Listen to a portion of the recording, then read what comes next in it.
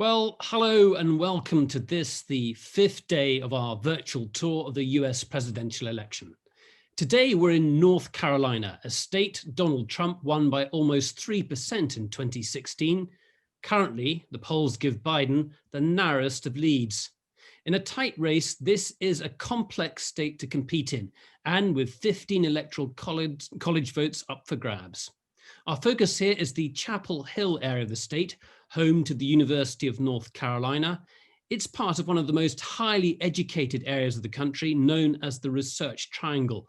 We'll also be looking at the neighboring county, Wake County. Malcolm Brown is in Chapel Hill, and Professor Dave Swenson is on hand at his home in Iowa for analysis later in the program. And we have numerous guests online here to speak to in a moment. So we've got a packed hour ahead of us, and without much further ado, I'm going to hand over to Malcolm. Hello, Malcolm. Hey, Nick. As you said, I'm in Chapel Hill. It's a quintessential college town here in the States, albeit a very large college town. Ordinarily, there'd be tens of thousands of students here. More on that a little while later, but you've got tree-lined quadrangles, classic buildings. This Greek life is very prominent. This is the fraternity and sorority system that's popular especially in southern colleges here in the United States. So it's a classic college town in a state that's really pivotal in this election race. And we're going to be giving you two slices of it. Today, the kind of slice that you've talked about, this highly educated, more urban slice of the state. And then tomorrow we're moving west up the mountains to give you a much different view, a more conservative, a more religiously based view of modern American politics. But before we get into all of that, I've got a little bit of a profile of the state for you to have a look at. North Carolina is another state of wide contrasts, even down to the geography. There are the long beaches in the east, where the Atlantic constantly threatens the thin, low-lying barrier islands known as the Outer Banks. Then to the west, the mountains, where we'll be bringing you tomorrow. Like much of the rest of the country, the politics here also cover both ends of the spectrum, from deeply conservative rural areas to where we've brought you today. This is the state capitol building in Raleigh. The city forms one corner of what's called the Research Triangle, an area in the center of the state formed around three powerhouse universities. There's Duke, North Carolina State, and the University of North Carolina in Chapel Hill. These three research centers and the highly educated workforce they've produced have acted as a magnet for high-tech businesses, fueling economic growth and boosting the overall population. It's more urban and better educated than other parts of the state and has a larger minority population, all factors that have driven up the size of the Democratic vote in North Carolina, helping to make it an increasingly competitive state. With polls putting this state on a knife edge, both parties are going all out here in the sprint to the finish line. To get a sense of all the activity and the feverish activity as the time ticks away towards election day itself, which is really the end of the voting process rather than the beginning, we are here in the headquarters for the Democrats in Wake County, here in the center of the state, just outside Raleigh, the center of Raleigh, and we're joined by Sherrod Knox, who is working as a volunteer, is that right? I'm an organizer. Organizer, so so he's kind of making the machine run here. So tell us what's going on here. We've got an office surrounded by campaign literature, signage. Yeah. What are you doing with days to go? So this is kind of the main place where we kind of launch out all of our canvases. So one of our big pushes right now is making sure that we get people going door to door knocking, making sure that everyone has a plan to go out and vote. Making sure that people, like over here, we've got literature that shows where Let's go take a look, yeah? Yeah, certainly, yeah. So like this shows people where their early voting sites are. Yeah. So we will, when we're going into a community, we already know, this particular community, let's start from the top. The Abbots Creek Community Center is your early vote polling place. Yeah. So we're making sure that they know there and that they have that plan in their mind of when they're going to go out and vote.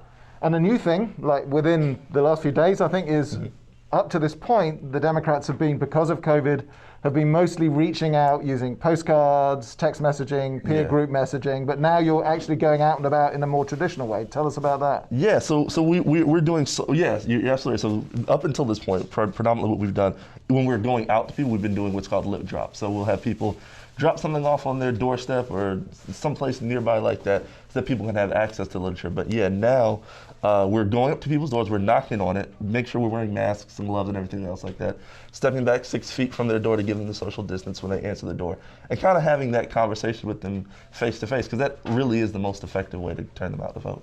Okay, and what's your sense of how it's going? I mean, the energy seems high. Yeah. What are the barometers that you use, the metrics that you personally use to get a sense of how this is going? So far what my experience has been on the doors is everyone is actually really fired up. People, this seems to be an election people aren't kind of cold on. They tend to be very passionate about it. So people that I know that even if they haven't gone out to vote, they're like, oh my God, thank you so much. Yesterday, I was actually canvassing in an area where their early voting site had been changed. It's been traditionally in one location for a long time. And so there were some people that were a little bit confused about it, and they were like, oh my God, thank you so much, because I want to make sure that I go out and I go and vote.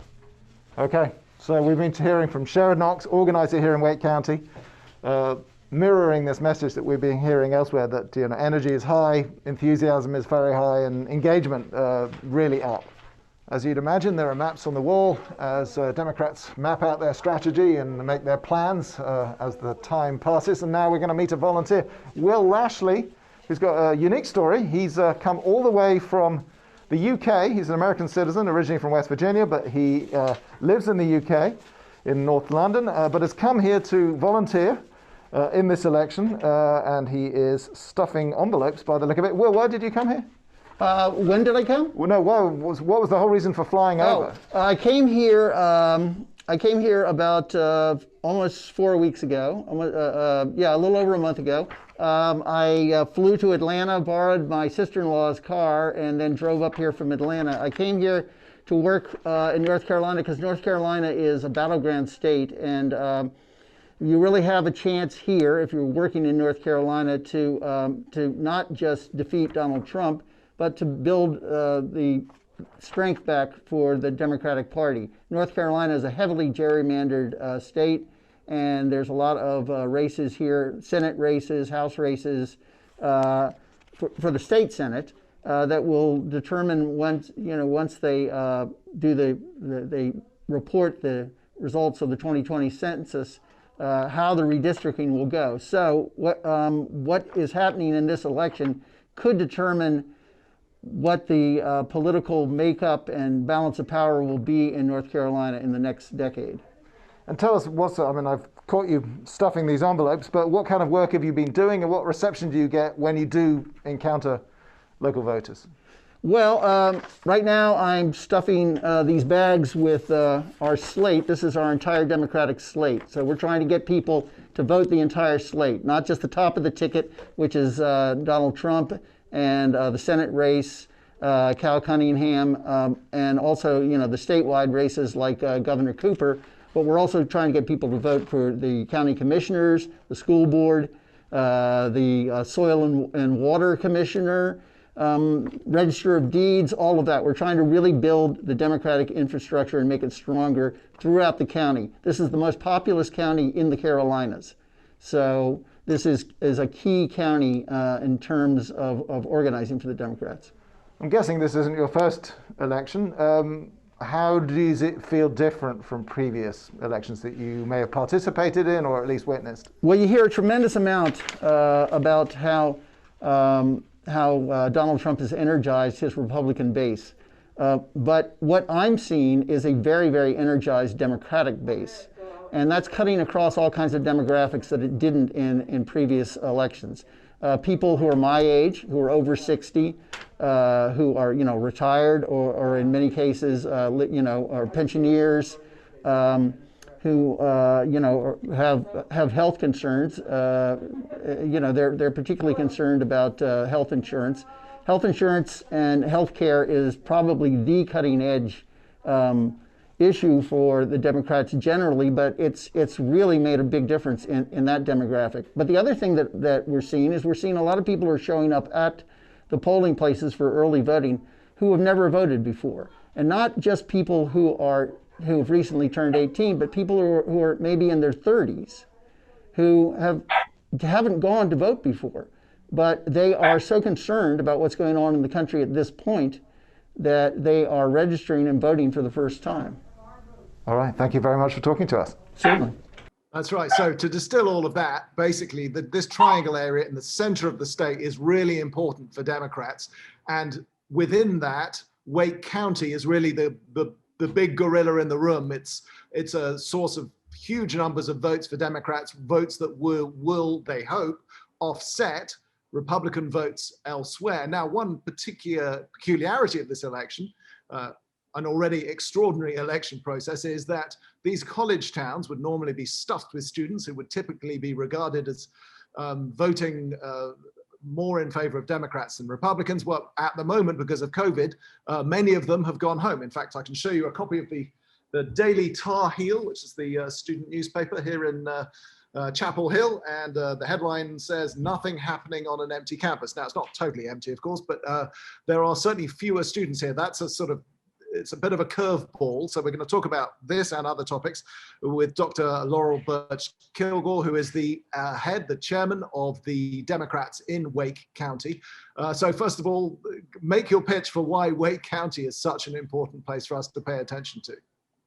Thank you, Malcolm. I'm the executive director. We do have a chair of the board, and she would be very unhappy if I were called. Okay, sorry. That's no problem.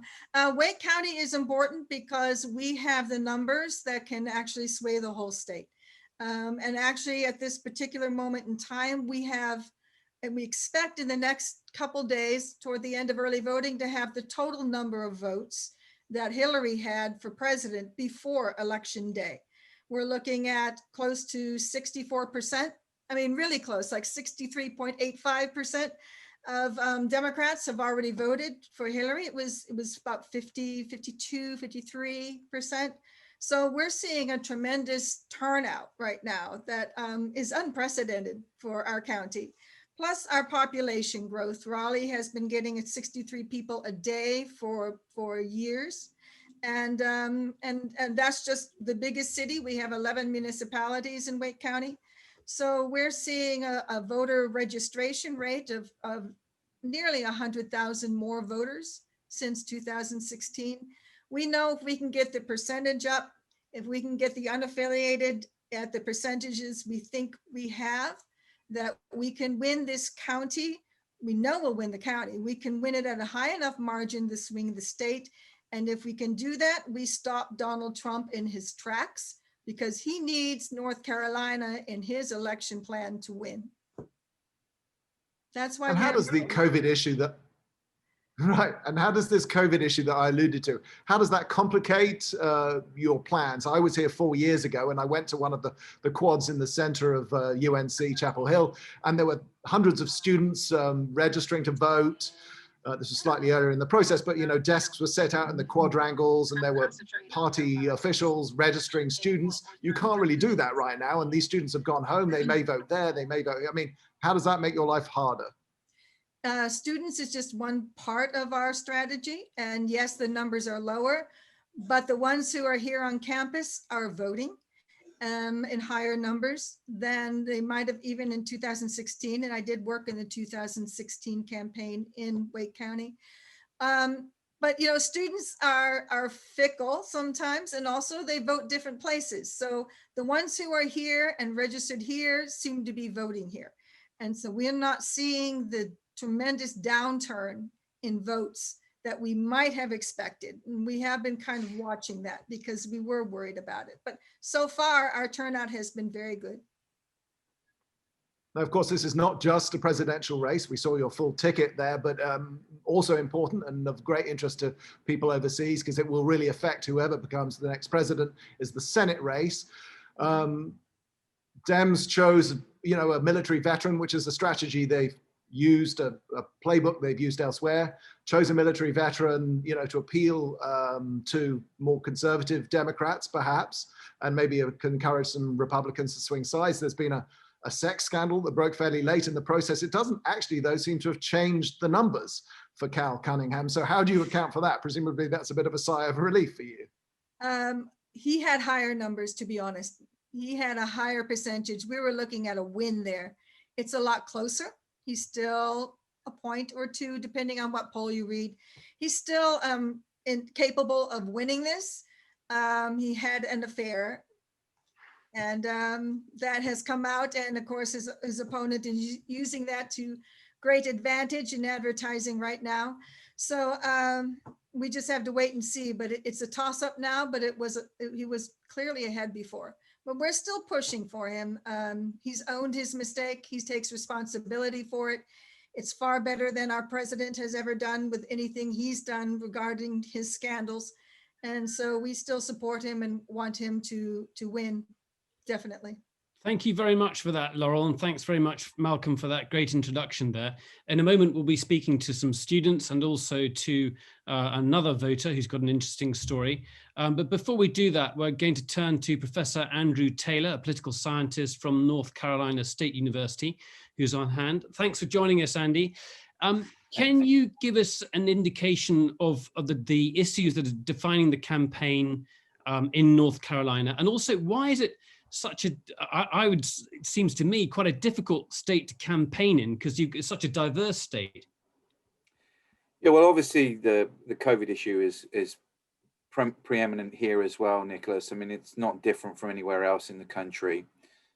People are really concerned about their health, and public health generally. They're concerned about the economic effects that this will have. One of the interesting things, of course, in North Carolina is we have a Democratic governor, so people who are upset about the general situation are clearly upset with the national administration and President Trump, but they might also aim some of this discord at Governor Cooper, who happens to be up for re-election now as well. We're one of the very few states that has our gubernatorial race on the same cycle as the presidential race. So we've got really three big elections. Malcolm talked about the presidential and the Senate race, but we've also got this gubernatorial race. You're right, the state, even under the best of conditions, when there isn't COVID, is difficult to campaign in. It's very, very long. We have nearly 11 million people here, and it's extremely diverse. We have the urban areas, which we've been focusing on, and obviously here in the Triangle and Wake County particularly. We have Charlotte in the western part of the state, which is the largest city in the state and a large financial center in the southeast. We've got some sort of what Brits would probably call a middling-sized places, cities or towns like Asheville out in the mountains, Wilmington down on the Atlantic coast, in the middle of the state, places like Greensboro and Winston-Salem. But then we have a large number of rural areas and very small towns with manufacturing in, which of course are the real strong areas for the Republicans and for Trump. There are lots of people coming in, as Laurel said, on a daily basis, not just to Wake County, but out west in Mecklenburg County on the coast as well. These are new people without roots in the state, and obviously they're difficult to mobilize for the political parties. Would you dare to make a call? Andy, how does the... Sorry, Malcolm, you go ahead, you far away. Sorry. Yeah, I was just wondering how you think it has an unusually large active duty and retired veteran population here. Traditionally, that skews conservative, which is typically good news for Republicans. Do you have any sense that they play a different role in this cycle? Well, first of all, you're right, Malcolm. They are large in number. We've got about, I think it's 750,000 vets in the state, with nearly 10% of the population. We've got about 20 odd military installations, including the huge Fort Bragg, which is just south of here in the Triangle. It's near Fayetteville. For those people looking at their maps, but sort of halfway, well, closer to the South Carolina border, but directly south of here. I think there's somewhere in the range of nearly 100,000 people in uniform as well who are resident in the state. So it's a big issue. Both parties pride themselves as being military friendly. One of the interesting things is you're right. This has traditionally been a pretty strong Republican part of the Republican base, but there have been some indicators. They're notoriously difficult to poll, of course, this population. But there have been some indicators that they aren't quite as strongly with Republicans, or with the Republican candidate, with Trump this time around as they might have been in the past. And a lot of that, the theory is, it goes to some disparaging remarks that and some poor relations that the president has had with the military hierarchy, particularly within his administration, the amount of turnover that there have been in positions such as Secretary of Defense and other national security positions, his relationship with Senator McCain. So it will be interesting to see whether, obviously in a very close race like we have in North Carolina, whether there will be any of the erosion of the veteran and military vote, and whether it could be important. It's an indicator of how important that vote is. Of course, that amongst all the television advertisements that deluge North Carolina voters at this time of year, there are some that specifically talk to that constituency, and I think we've got some that we can take a look at to give our viewers a flavor of that. My son was the first person to die in combat under Donald Trump. Just 5 days into his presidency, Trump ordered Ryan's SEAL team into Yemen. Not from the Situation Room with all the intelligence assembled, but sitting across a dinner table from Steve Bannon. There was no vital interest at play, just Donald Trump playing big man going to war. And when it went horribly wrong... When you lose a $75 million airplane, and more importantly, American life is lost and wounded, I don't believe that you can call it a success. Donald Trump demeaned my son's sacrifice to play to the crowd. For nearly 4 years, Trump has assailed our country's core values. When Russia put bounties on our troops' heads, Trump defended Putin instead of our military. I think it's a hoax. He kneecapped the Postal Service to undermine our right to vote. This election will be the most rigged election in history. He's misled us throughout the pandemic. Yeah, no, I don't take responsibility at all. 200,000 Americans will have died before we vote. They and Ryan have one thing in common. It didn't have to be but for Donald Trump. If you hear one thing, let it be this. Don't trust Donald Trump with your kid's life or your own. So another ad by the same organization, Vote Vets, which is deliberately targeting this group, is coming up in just a moment. And this focuses on the race we're just talking about between the Republican incumbent Tom Tillis and the Democratic challenger Cal Cunningham. Let's take a look at that one. It's a shorter ad. The people we send here should look out for the heroes who serve here, but not Senator Tom Tillis.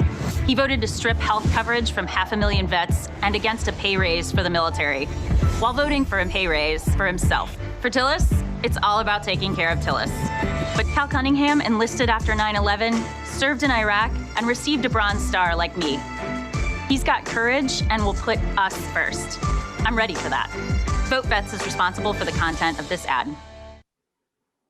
So this is a really... Nick, I should also point out, just on that, the whole military issue, that Cal Cunningham's also had ads targeting him, which are meant to appeal, going after him, which are meant to appeal to military veterans, where they've used veterans in campaign ads against Cal Cunningham to say he's gone against the military code of conduct and ethics by having an affair with a subordinate's wife. And so, you know, the whole, that's been used in both directions, it's fair to say. Yeah. So, Malcolm, this is really a really critical swing state, and it used to be firmly Republican. I think it's only voted for 2 Democratic presidents in the past 30 years or so. Andy can correct us on that. Is that what are the stats on that, Andy? 1976 for Carter, and only Obama in 2008 since then, and Obama incredibly narrowly by 14,000 votes. Yeah, so it would be amazing if it does go to the Democrats. We've got some voters online, and in the meantime, please everyone start putting your questions in the Q&A box just below here, and so you can put your questions to our panelists. But we've got some, in a moment, we're gonna speak to a couple of students who've got some interesting stories to tell. But before we do that, I want to go to someone here, Jay Copen. Jay, tell us your story.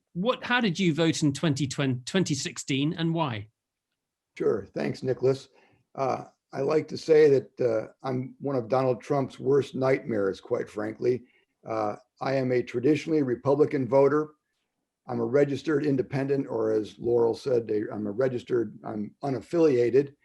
I haven't voted for a Democrat for president since 1976 when I voted for Jimmy Carter. I am conservative. I am not a political activist. I'm just an ordinary citizen, but I put myself out there. And senior citizens are a group that Trump won handily in 2016.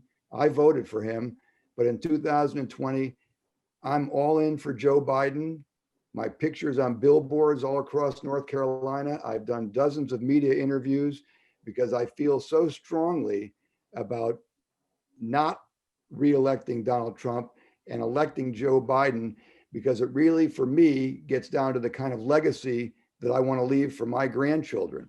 And I don't want that legacy to be Donald Trump as president. But James, what motivated you to vote for Donald Trump in the first place? That's what fascinates me. And then why did you change your mind? Sure. So in 2016, I was a reluctant Trump supporter. I felt that he was the lesser of two evils. I just didn't realize how evil that could be. So I was a reluctant Trump supporter. And over time, I became very anti-Trump. In fact, I'm very involved with a group known as Republican Voters Against Trump, rvat.org. And for me, the tipping point, quite frankly, was his complete and total absolute lack of leadership on the COVID issue, which started at the beginning of this year. And then that followed with his absolute lack of leadership on the George Floyd murder that took place at the end of May. So for me, when I look at this election, I look at character, and clearly we know what Donald Trump's character is. He's a sociopath, a pathological liar, a narcissist, a misogynist, and a bully. So he loses hands down on character. If we look at his policies, and this is why I say I'm his worst nightmare, I actually have supported a number of his policies, whether it's his energy policies, whether it's taxes, whether it's deregulation, whether it's the court nominees. But then at the end of the day, it comes down to competence. And he has shown absolutely zero competence, as I said, in addressing the COVID issue and addressing George Floyd. And that's why I'm all in for Joe Biden. And I'm willing to put myself out there as just an ordinary citizen virtually every day of the week to ensure that North Carolina votes for Joe Biden. And Jay, Laurel, that's my story, and I'm sticking to it. Okay, Jay, we're going to come back to you. Great story. I know that people are going to have lots of questions for you. Next, we're going to turn to Imani Simmons. Imani is joining us. Imani, you're a volunteer. Tell us a bit about your story. I think we did have Imani. We seem to have lost her. We had her a second ago. So we'll move on. We'll come back to Imani if we can. I can see Jimmy Cruz in front of me. Jimmy, tell me about you. What are you doing, Jimmy? Well, I'm a student at UNC. But I took this semester off because of the whole COVID situation. And I was just working several different jobs, but I got the opportunity to start working for the Democrats and doing literature dropping around Wake County. And through this, I've gotten to basically walk every day, a few hours, or just handing out literature, going to all parts of the county. And I've basically seen every part of my county now that I hadn't seen before. And I've met a bunch of new people, and I've got to kind of hear how people think and how they talk. And it's been a really great experience and really great at this time of year. What have you heard in terms of Republican voices? I'd be really interested in that. In terms of Republicans, I don't, because I'm handing out literature to primarily Democrats and some unaffiliated. So I don't get to talk to many Republicans, but I'd say a lot of the Republicans I know personally are largely like, I don't see them shifting away from Trump, at least the young ones that I know. Yeah. And among your fellow students, have they been able to, have they gone back to where they live? Do you know if they've been able to vote? I'm just trying to get an idea of the sort of student turnout. We know that Laurel was saying earlier that student voting numbers were down. Yeah, I mean, I've reached out to several friends just to ask them if they're voting or if they needed help on that or anything. And everyone I've talked to has said they've gone already or they're going tomorrow and things like that. So I don't think they're having too much issue.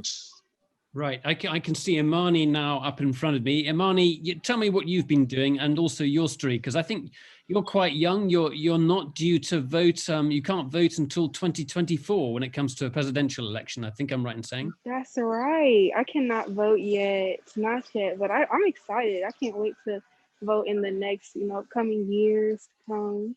So what pushed you to volunteer? And I mean, how old are you, can I ask? I'm 17, and what really pushed me to volunteer is, I'm a senior, and so I've been interested in taking civics, and in my civics class, we're learning everything about the history and law, and the more I've become accustomed to what's going on around in our world, it's opened my eyes to, all the mess that's going on in politics. Yeah. But I mean, I guess this election among you and your friends, is this the election you all wish you could vote in? And this is one that's motivated young people more than most. Yes, definitely. Yeah. Okay, great. Thank you very much, Imani. Let's bring in some of those questions now. So we'll start entering those questions in the Q&A box. We'll go to Fran Hoffman in a second, who is also in the States. But before we do that, I just want to get a few thoughts and maybe the odd question from Dave Swenson, who's sitting in the wings there. Dave, this is a tight and incredibly important race. If it does go to the Democrats, do you think it'll be over for Trump? Well, yes, I do. Yeah, this state, the close ones, this is one of the ones that really, really matters. It's a tipping point.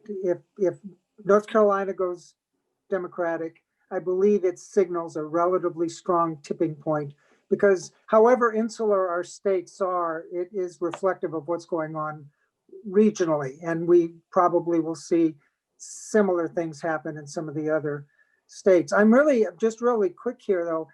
The point to be made is North Carolina is a state that's got a very, very interesting demographic and political dynamic over the last, 16 years. Rapidly urbanizing, the transformation of its industrial sectors. It looked like it was moving farther towards Democrats years before, and then it had somewhat of a backlash. So it's really an interesting state to see how it's worked its way through its political controversies and the political power structures that are in North Carolina.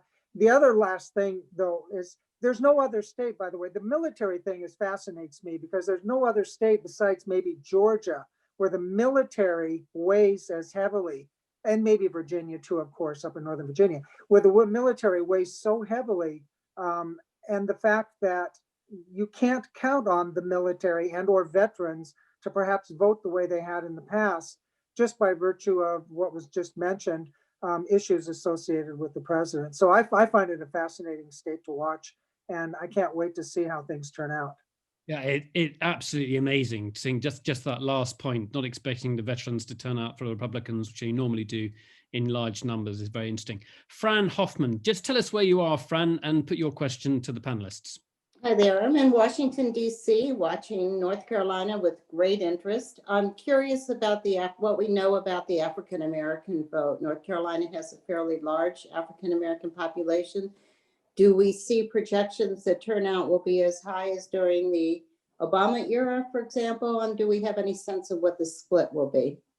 Now, let's get two people for that. Let's get Andy, if we can, Andy Taylor. Yeah. And Laurel Yeah, Brett. we've got it's around 22% of population's African American. So obviously by US standards it's very high. By Southern standards it's not. It's not as many as some of the deep Southern states.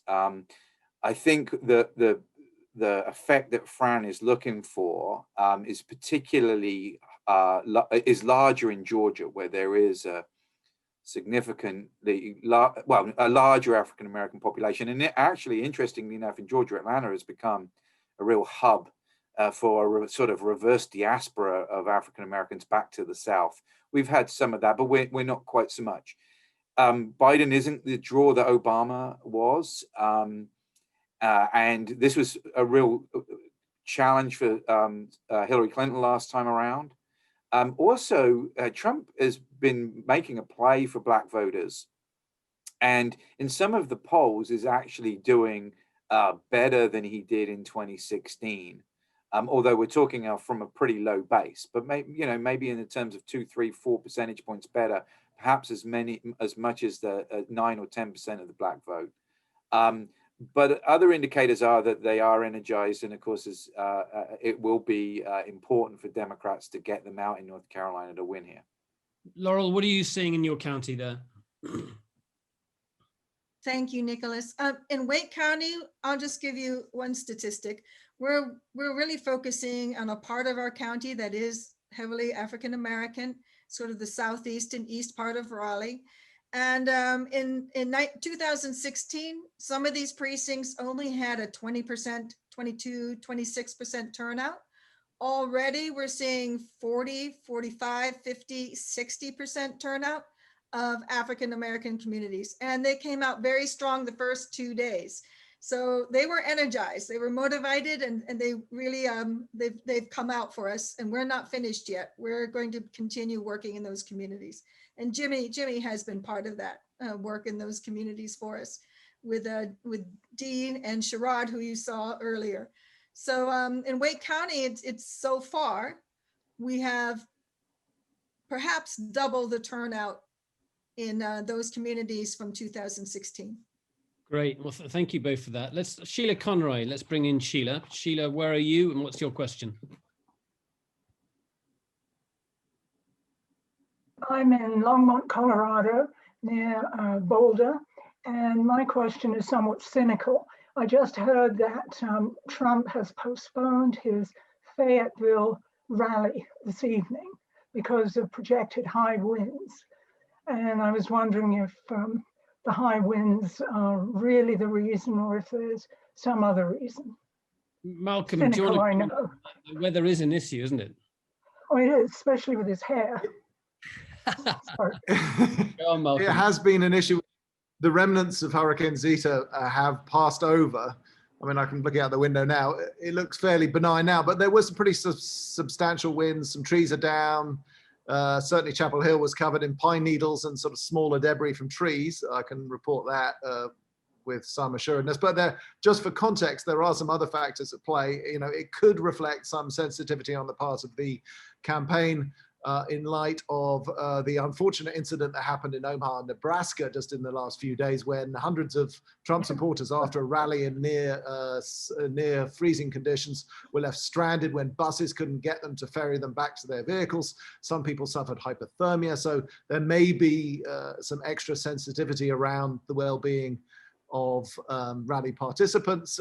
There's also some suggestion that there could have been an outbreak, a COVID outbreak related to a former North Carolina rally too, but I guess cynics, maybe such as yourself, and certainly Trump critics will say that he's shown very little sensitivity to the well-being of his supporters, who are issued with masks but never forced to wear them unless they're standing behind Donald Trump in one of these rallies. So, you know, lots of factors potentially at play, I guess. Okay, Lois Tart, please go ahead, Lois. Hello, I've got a question based on the geography of how you vote. In Australia, you vote with the electorate you are registered in, so you register according to a location. Now, you've got the situation with students who they were at the university campus, they've now gone home. Where is their vote going to be registered? Is it going to be registered in Carolina, or is it going to be registered in their home state? Well, yeah, Nicholas, if I may, you are registered in a precinct, actually, based upon an address that you have, which is, if you're a student, it can be your address at your university, or maybe it will be your parents' address where you live. Just as an aside, most of the students in the UNC system, and that includes UNC Chapel Hill, where Malcolm is and where Jim is a student, and here at NC State, where I'm a professor, most of our students are North Carolina residents anyway, but they might not live in the county that Laurel and I are in Wake County, where NC State is. They might be all over the place, but they are North Carolina residents. But you have one place where you have an address that's on record with the Board of Elections, and that's assigned to a precinct. And on election day, if you vote on election day, you do have to go to that precinct to vote. However, there are sort of two other ways that we vote in North Carolina. We have no excuse absentee voting, which means you can vote by mail without an excuse. And obviously, this year with COVID, this has been taken advantage of by hundreds of thousands of North Carolinians already. And their vote will be counted. The ballot that they will get will be the ballot that people in their precinct will see. But of course, they can send in their mail-in ballot from anywhere. And then there's this extended early voting period that we have that Laurel and a lot of her workers have been working on, which started October the 15th, that runs through October 31st. And there you have these sort of super precincts, or these satellite polling places within the counties. And you must go to one of these polling places within the county where you are a resident, but it's not necessarily in your precinct. They then work out what your address is and give you the correct ballot. And then that ballot is returned to your precinct for counting. So those are the three basic ways, Lois. And you just have one address where you're registered to vote. Okay, thank you. If I could add, just during early voting, students or anybody can go to an early vote site. We have 20 in Wake County, and you can register on the spot. So a lot of students can go and register on the spot right now in early voting and vote at the same time. So that's something a lot of students can do and are doing. Yeah, we have same day registration, although that's not available on election day, but you can do that for the early voting, as Laurel says. Andy, can you give us an idea? I can give you a bit of first-hand reporting on that too. With my daughter, who's at college in Rhode Island, I'm a Virginia resident, which is where she's registered to vote. So she actually flew back today from Rhode Island to the DC area to cast her vote, her first ever presidential vote, early. So there was a single location in our county where she could vote early. If she'd come back on election day, we'd have had a local precinct, which happens to be our volunteer fire department, where she would have gone. But anyway, she's come to vote early, and yeah, flown in from out of state. So she's in that particular catchment. So Andy, when do you expect the result? It's going to be fairly quick, as it is in North Carolina. Yeah, well, North Carolina, yeah, it will depend on different states, but in North Carolina, it should be pretty quick. What happens is those early votes and those mail ballots are coming in and are received. They are processed, which kind of for the mail votes means they are checked to make they're legitimate. So they're legitimate. There are sort of kosher signatures on there. The witness signature is correct, but they won't be counted until the polls close, which I think was 7:30 on election day. Generally speaking, because all the ballots are there in the precinct and they're on the easy to tabulate form for people who voted on election day, those ones get counted first and quickly. But then they will move to the mail ballots, and they will also move to the early voting ballots. Those will be done, the early voting ballots will be done very quickly as well, because they're in this, essentially in the same format. The mail ballots will come later, but they will be counted in the evening. And the election administration in the state has really staffed up here because of COVID to be able to tabulate those pretty quickly. North Carolina officials are pretty confident that we'll have just about everybody counted on election day or election night or the early hours of the next morning. The real problem, of course, would be as if it's extremely close, and then there might have to be some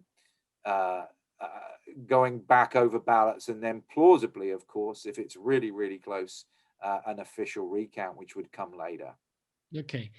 Jay, Nick, this is probably a good moment to talk about the Supreme Court, since we're on this topic. So the US Supreme Court has just ruled that postal ballots that have been submitted before the deadline on election day can be counted up to, I think, 9 days after. In North Carolina specifically, there are different rulings for different states, but in North Carolina, up to 9 days afterwards. But they will also be sequestered away from other votes, so that there could be further court activity around this. I mean, how do you read all of that, Andy? Well, yeah, I mean, that could be significant again, Malcolm, if it's extremely close in the state. One thing we have noticed is that there was a huge, massive explosion of mail ballots at the beginning. In fact, the state started accepting them as of September 4th. But they've gone down greatly since then because everybody's taken advantage of early voting. And that's available now.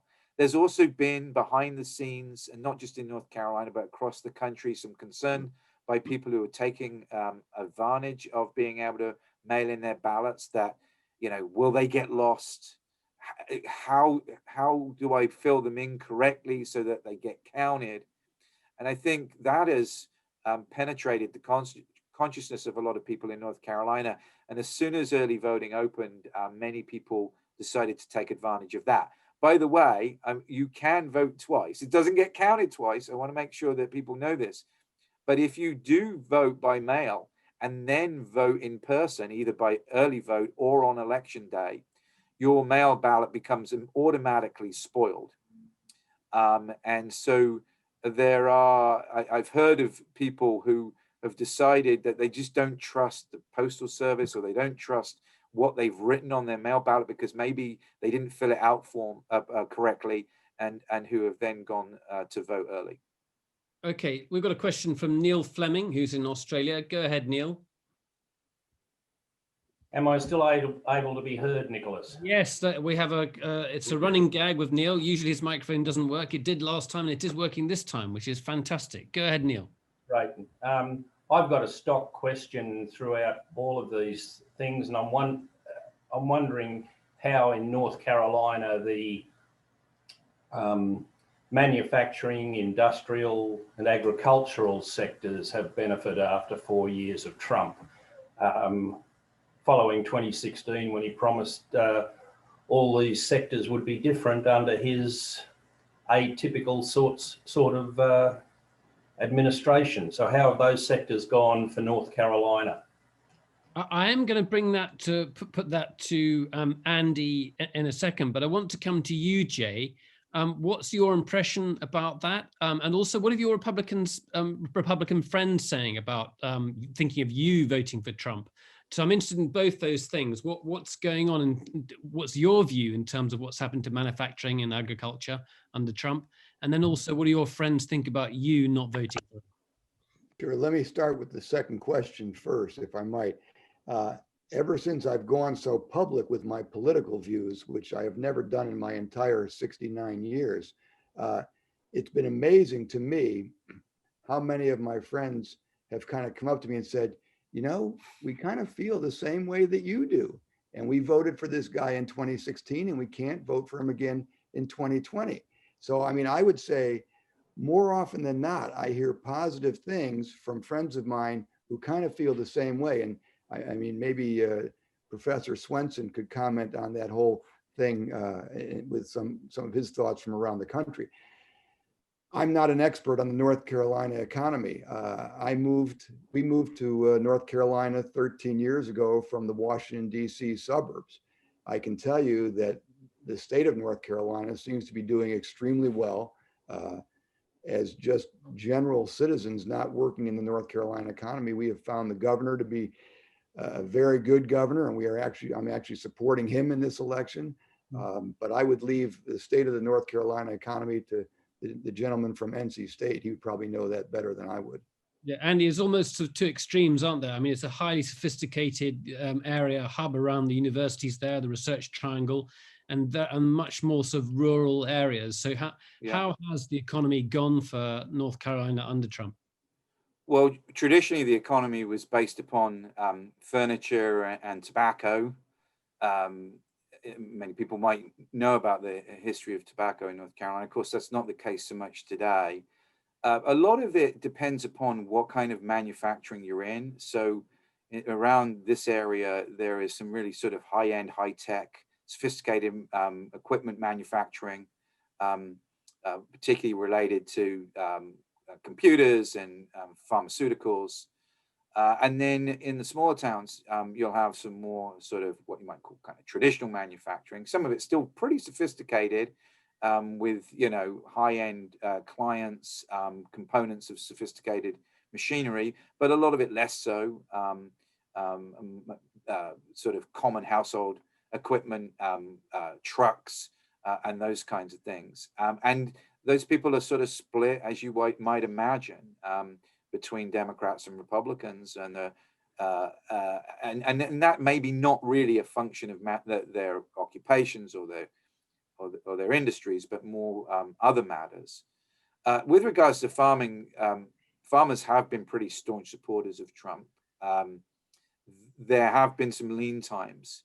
A lot of people in agriculture that I do talk to who sort of still see themselves with Trump are hanging a lot on sort of phase one agreement with China, the trade agreement, and the Chinese promises to buy a lot of agricultural products from the United States. Here we are huge hog producers, which in British English means pigs, and pork, and the Chinese have promised and are starting to buy a lot more pork from the United States. So I think, you know, a lot of North Carolina farmers are hanging their hat on that. But they, despite the fact that they've had some lean times under Trump, do seem still, the agricultural sector does seem to be pretty solidly behind him. Okay. I do want to give an impression of how diverse this state is. Malcolm, can you talk about where we're going tomorrow evening? It is an amazing destination for me in a way. There's sort of a lot of history about it. And then I want to come back to Laurel to talk about what you have to do in Wake County to counterbalance those more rural areas. So Malcolm, tell us about where you're going tomorrow. Yeah, we're going to Wilkes County, which is, we'll head west and up. So we're going into the mountains. It's beautiful country. Hopefully I can make it. They did just text me earlier to say that the hurricanes had some rather bad effects on the roads, and there's some flooding and there's some trees down and so on, but we should be able to make it in the morning. But we are going to see some fun stuff. We're going to see a now legal moonshine distillery. So they're using traditional techniques to make moonshine, and there's a local NASCAR, a local racetrack, which was born out of the illicit trade in moonshine. NASCAR, the sports stock car racing, basically, now a multi-billion-dollar sport here in the United States, was born out of the fast cars and the intrepid souls who used to make moonshine in rural parts of Virginia and North Carolina and then run it into the big cities. So we're going to be seeing some of that. What's also significant there is that it's a very big religious community. It's religiously motivated. There are many, many churches. Samaritan's Purse, which is Franklin Graham's organization, a charitable organization, is a big employer locally and is much supported. So we're going to be talking to a faith-based community who are deeply conservative. So we're going to be getting their sense, and they'll obviously be hoping to outnumber Laurel's numerical advantage in Wake County. So we'll be looking at the other end of the telescope. So Laurel, do tell us about what are your targets? That's what you've got to compete with. Tell us what you've got to get in order to win the state. Well, I want to have 400,000 votes in our favor. That's a huge ask. That's something like 68% of the entire vote in Wake County. But I was just looking last night at some of the different counties. Cumberland County, where Fayetteville is, Democrats are ahead actually in the vote at the moment. Other counties that are very small, Wilkes, we're not ahead, but they're very small, like 7,000 votes. Cumberland has 93,000 votes, and we're doing pretty well there at the moment.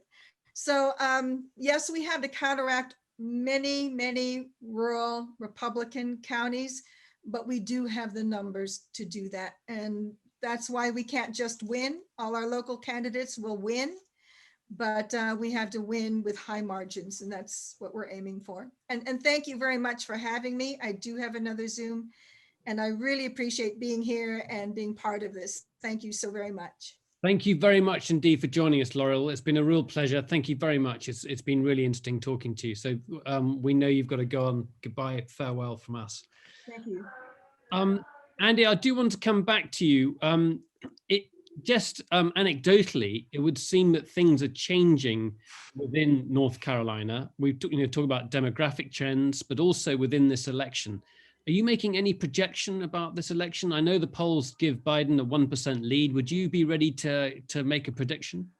Well, no, because this is being recorded. Obviously it's extremely close, Nicholas. What I think is interesting is that you're right. The trend has been, we talked about the recent history of presidential elections in the state. The trend has been in the direction of the Democrats here. There are reasons for that.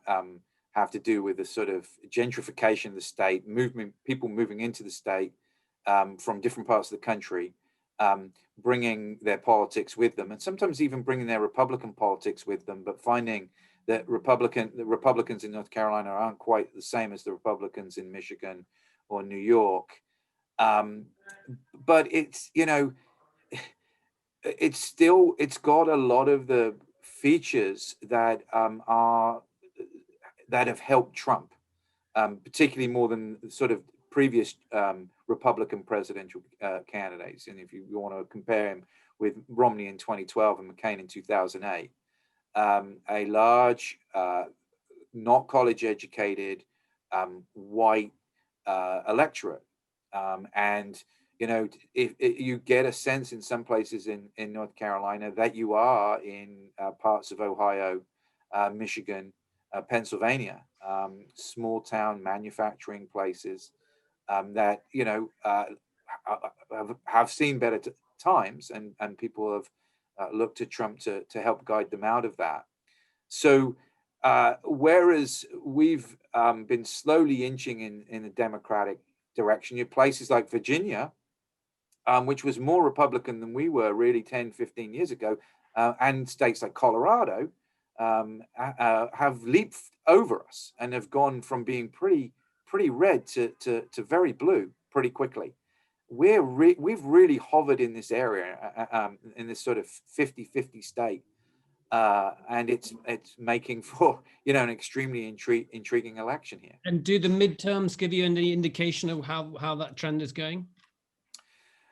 Well, to a certain extent, yes. But one of the problems, and I believe that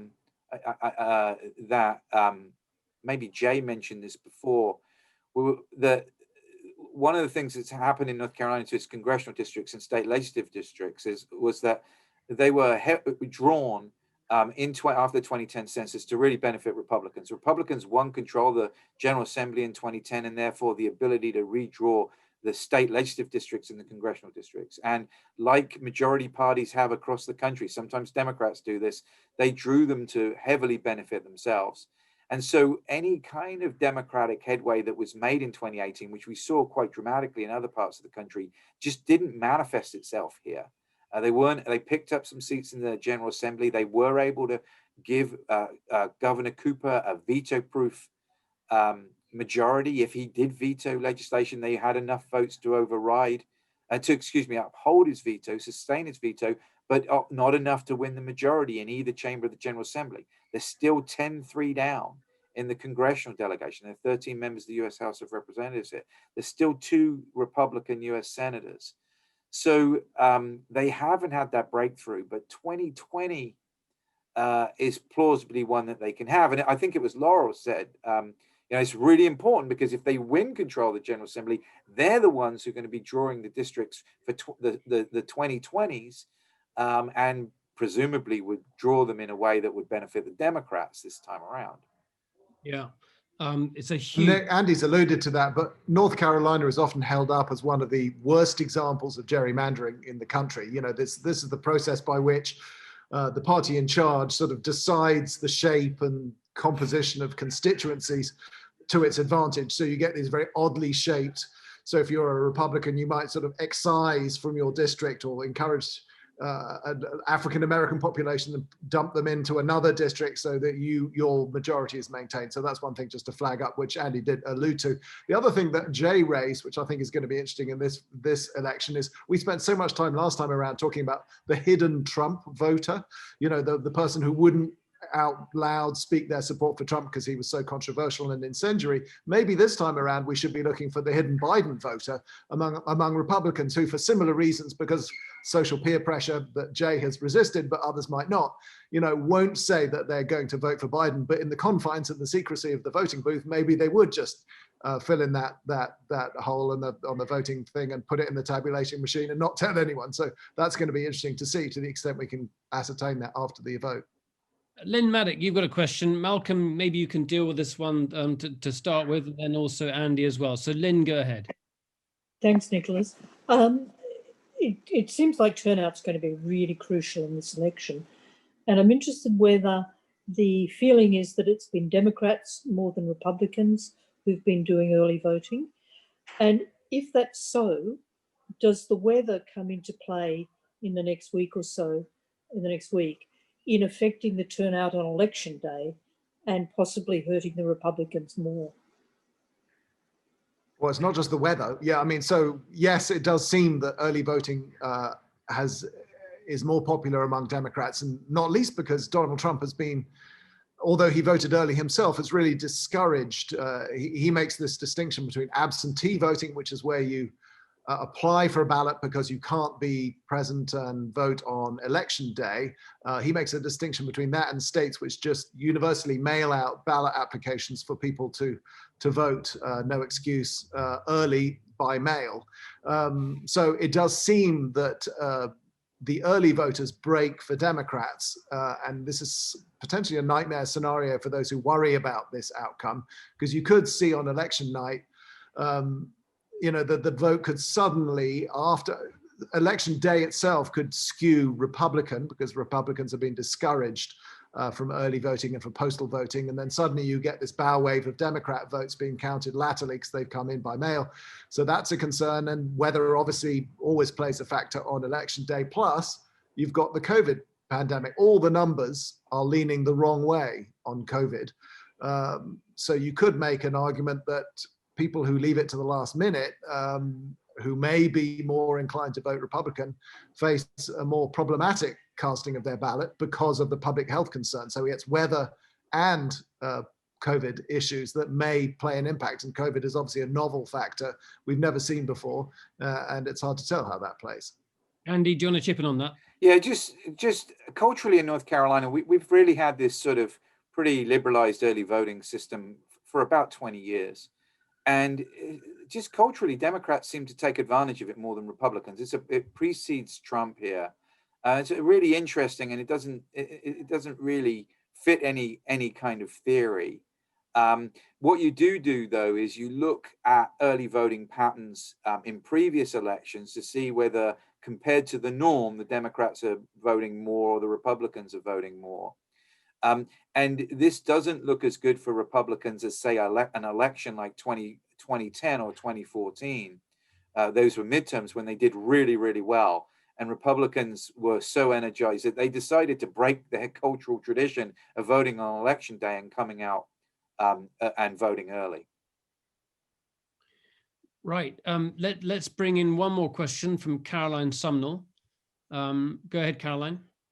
Hi. So I wondered how much of an impact could out-of-state events impact the vote. So Philadelphia riots, for example, this week, could that have an impact on the vote there? And I suppose if possibly, I mean, in terms of turnout, what percentage of people do you think have voted already? Obviously, they're not going to be affected so far. So it's just the people who are voting. Has early voting stopped? And then it's just the people who are voting on voting day. And what could? Yeah, we've got the Saturday is the last day. So, it's done on Thursday now. We've got 2 more days left. Just in excess of about 50% we anticipate at the moment. Of course, it depends on what the turnout's like on election day, have already voted. But I think with regards to what Caroline said and what's happened in Philadelphia, I think that's kind of baked in the cake already. I mean, Jay mentioned this is an important issue that sort of affected him. The background is COVID. And it's, even if we got to 0 cases tomorrow, I think it's still part of the election. And even if, you know, we had a massive escalation in rioting and another incident that brought that about, I think people are in tune with that issue as it is. And it's an important fixture in the 2020 campaign. I think these kinds of events, the spike in COVID, the events in Philadelphia, these are sort of at the margins and really just serve to confirm to people that these are important issues, whichever side they're on in this particular campaign. So, you know, as far as kind of what is typically called October surprises by observers in the United States, sort of these kind of exogenous events that really shake up races at the last minute, it's really hard to imagine that we're going to have any of those because they're confirming things that are already going on, and because, as Nicholas said, so many people have already voted. So Okay. no Comey this year then? Sorry, Caroline, didn't hear you there. Go on. So there's no Comey October surprise this year then? It's my sense that no. I mean, it's really, things have happened, but they've sort of not shaken the race up very much. And, you know, if you look at the national polls and most of the polls in most of the battleground states, there are some real straight lines. One of the things that we'd seen about a week ago, this time in 2016, is the real narrowing of the race between Clinton and Trump. And we haven't really seen that in 2020. And, you know, we really are in the last moments here now with 5 days to go. Well, I want to wrap it up there, but before we do, I want to speak to three people who are sort of involved in this campaign and hear from them. What has really motivated you to come out and vote for Biden? What matters more to you than anything else? Is it about getting rid of Trump? I just want to hear one or two lines from each of you. Jay, go ahead. Well, as I said, to me, it's about the legacy that I want to leave for my grandchildren. And Donald Trump's lack of character and his complete lack of competency on the biggest issues facing our country is what brought me from a longtime Republican, lifetime Republican voter over to the side of supporting and aggressively supporting Joe Biden. Okay, thank you very much for joining us, Jay. Jimmy Cruz, go ahead, Jimmy. Yeah, I'd agree along that line. I think Trump does more to increase the conflict and hatred that goes on inside the country than to stop it. So I'd have to go against him. Okay, Imani, you're 17. You came out. You're very young to be campaigning politically. What caused you to take up the campaign for Biden? Go ahead, Imani. I would say the same reason as Jay gave. He has just caused so much hatred, and things are much worse than, you know, it used to be in the past few years. So if I were to vote, we all know who I vote for. So yes. Well, thank you very much, all of you. It's been fantastic. Dave Swenson's going to stay online, but I want to thank everyone who's joined in the discussion, particularly to Andy, who's joined us from NC State. I always get this muddled up. Malcolm is going to stay on the line with us. Tomorrow, we are going to be in Wilkes County. That's again at the same time at 9 p.m. GMT. I think that's 5 p.m. again in the States. So you can see the times coming up there. And maybe we can just go back again to the previous slide and we can thank all the participants. So we've got Jay, thank you very much indeed, Jay, Jimmy Cruz, Dave and Dave Swenson and Malcolm Brown are going to stay on the line with us. Thank you all very much. I just want to get a few comments now from Dave Swenson. And also we've got a question from Sheila de Beleg that can be put to both Dave and Malcolm. So let's bring in Sheila first. Sheila. Okay, my question is really rather a naive one. Why is gerrymandering still possible and common in the USA? It's a word I've hardly heard since I was at school, and I think the average Brit wouldn't even know what it means. Though I know political boundaries do get redrawn in this country too, so I'm not trying to be superior, but I'm just mystified by this the whole business of gerrymandering? Dave. Well, it's a it's a heritage. It's something that if you are in power, and in some states you are basically given the authority to determine congressional districts. And if you have that kind of power, your state legislators will exercise it to make sure that they protect the members that are in power. Now, I have a state in Iowa where the congressional districts are drawn by a state agency, totally nonpartisan. It's a state agency. The state agency draws the districts. They are uniform in size and composition and population. And then the legislature can just simply vote it up or down, but it can't put its fingers on it and make it different. It can just say it either accepts it or it doesn't accept it. They go back to the drawing board, they start again. So some states have that kind of a system.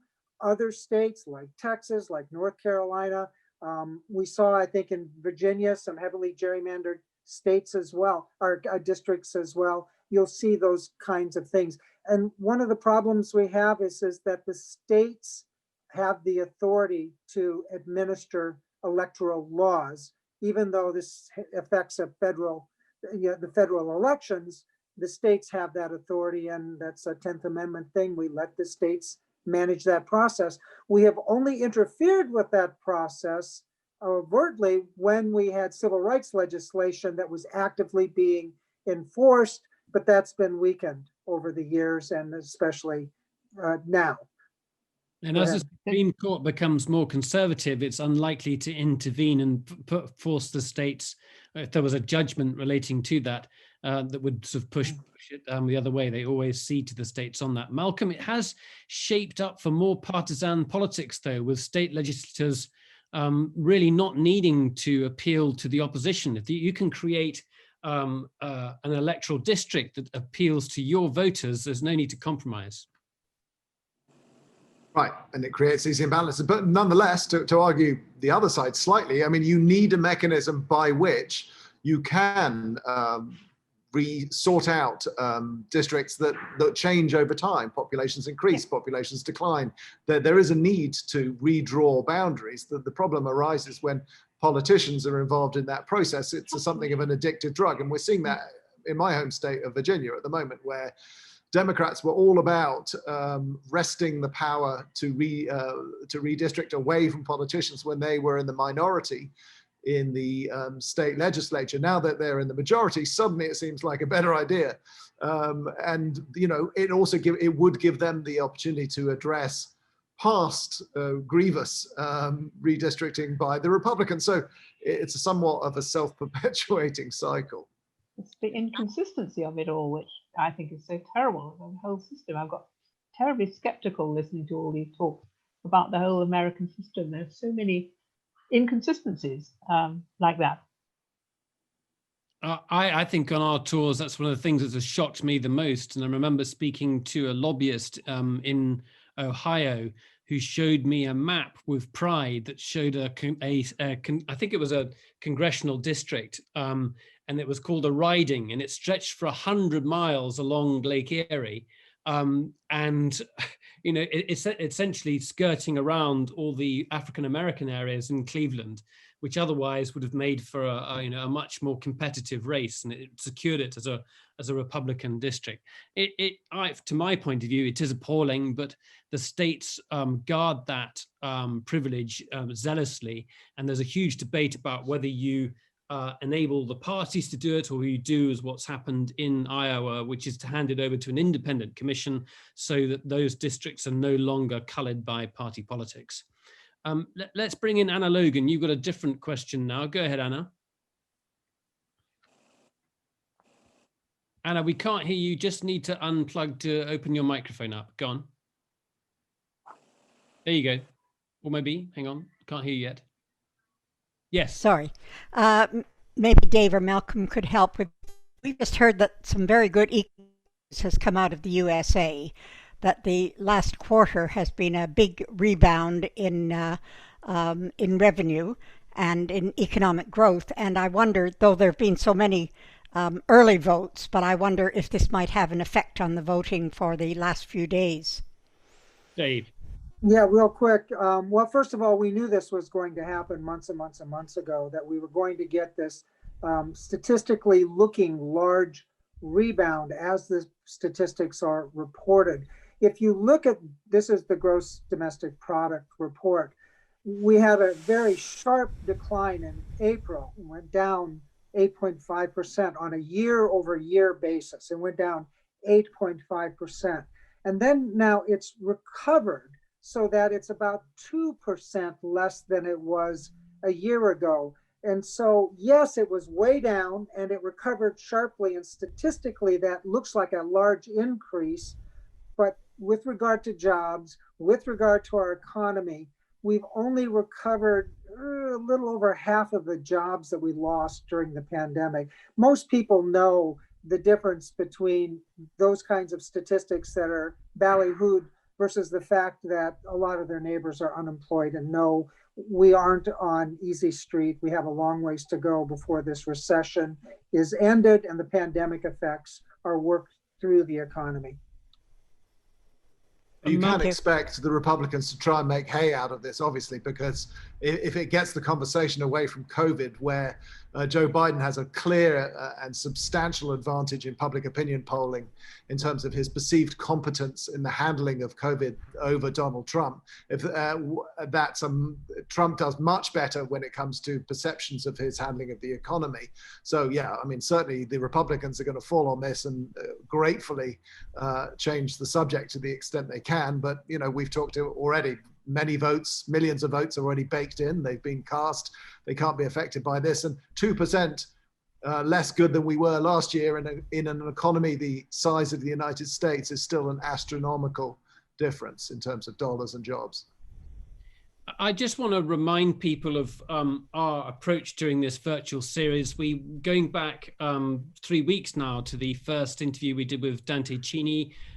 We explained why we chose these 6 counties, from going through Pennsylvania, going through Virginia, and now North Carolina. Each of those counties has been chosen to show a specific trend among an electoral group. So here we are with a highly educated area in the research triangle. You'd expect them to vote Democrat, but the key issue is, will they vote in such large numbers that's going to carry the county? And when we go tomorrow, when we go to Wilkes County, will those people turn out in as much force as they did previously for Donald Trump?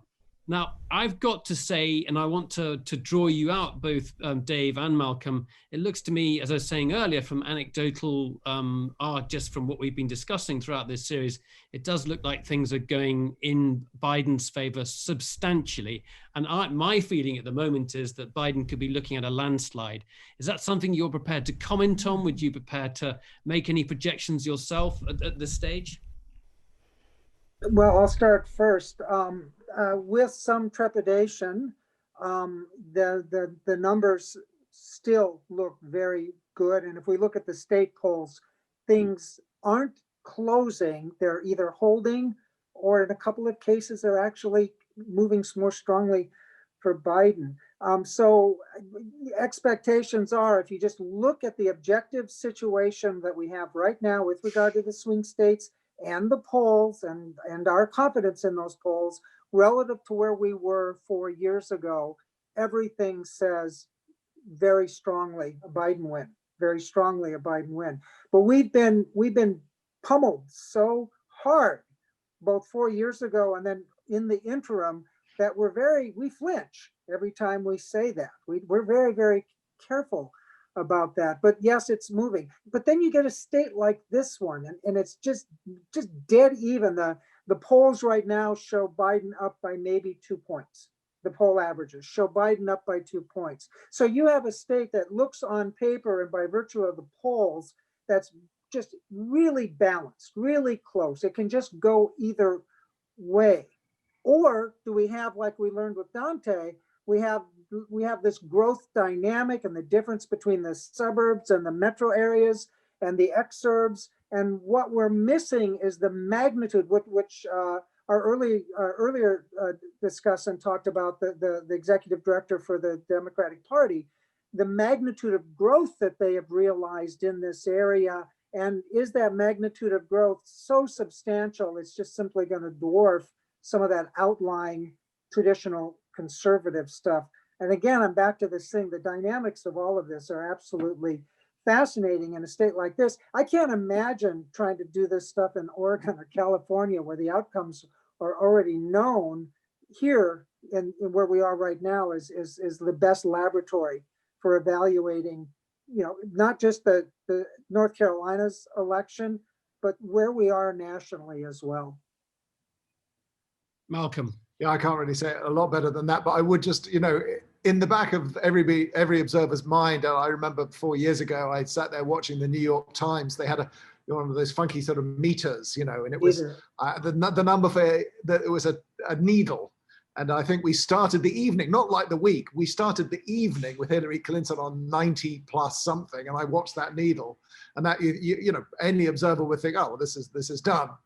And you just watch that needle go down. I mean, so a lot of people are scarred by that, which makes the whole, you know, the prognostication business fraught, and people are reluctant to do it because they're gun shy and so on. But yeah, looking at the numbers, if they're remotely right, and then this time around, the margins of error, you know, in many places, Biden has a margin of error that would exceed any screw up by the pollsters that would have, of the scale that was seen last time. So yeah, dispassionately, that seems incredibly promising for him, and it seems somewhat safe to conclude that it's going his way, but then you remember the needle. And you talked about the phenomenon possibly of the hidden Biden voter this time round as opposed to the hidden Trump voter. We'll have to see if that emerges, if that's true. I do remember 4 years ago, if you were on our political tour, we were in the National Women's Democratic Club, and a deathly hush settled over that room at about 7 p.m. Neil's putting his thumbs up. It was an evening to remember. Thank you very much, everyone. And thank you very much indeed, Dave Swenson. Thank you, Malcolm Brown. Please do join us again tomorrow evening at 9 p.m. GMT, where we will be in Wilkes County. It's the last county we're going to be looking at. And then the last show before the election is on Monday night, where we're going to be looking at a range of issues. So do join us again tomorrow evening at 9 p.m. Thank you very much indeed, and good night all.